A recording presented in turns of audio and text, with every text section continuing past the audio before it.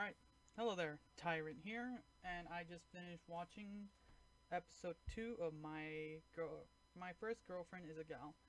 I seen episode 1, and I've seen both episodes.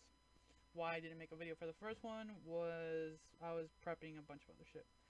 So, just a quick recap of the first episode. It was kind of, for me, kind of a it's a weird off-putting show so far.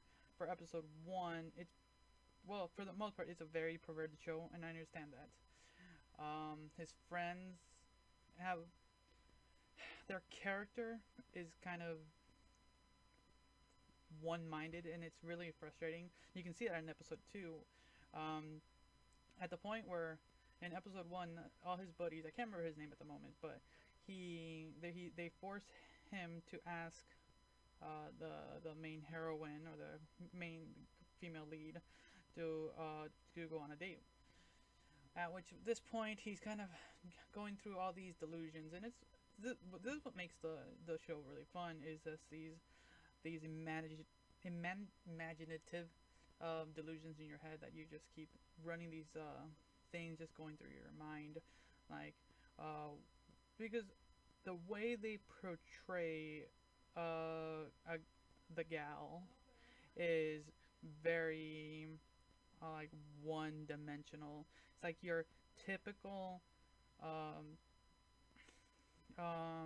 just a cliche character archetype, and that's how they view them.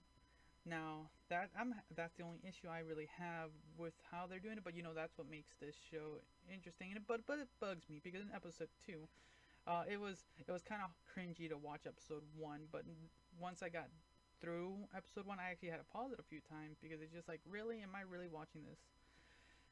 So with my 3 episode rule, I am still watching episode 2, and I was a little bit more forthcoming in episode 2 because you can in episode 1, it felt like she was kind of messing with him a little bit, but she wasn't. She herself is still trying, if you think about it, trying to be a high school girl, and vice versa with him trying to be a high school boy, and all that shenanigans and stuff.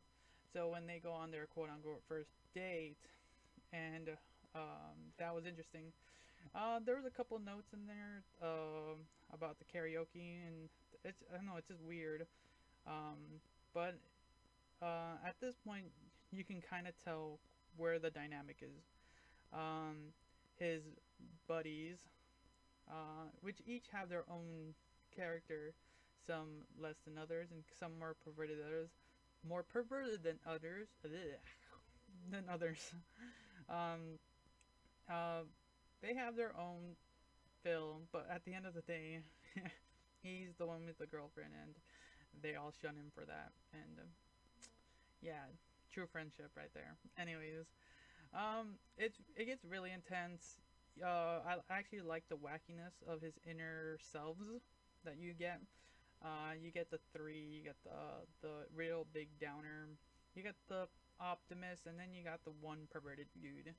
And then the fourth comes out of nowhere. The one who's like, you think he is the one to make sense, but in all entirely speaking, as one, they are they are just him, and I think they will be a great part of the show. The rest of the episode was pretty just what it is for episode 1. It has those perverted moments in his mind. Um, I don't, I'm enjoying it in a way. Just thinking about like high school days. But it's super over exaggerated that it's bugging me to a point. But for episode 2, I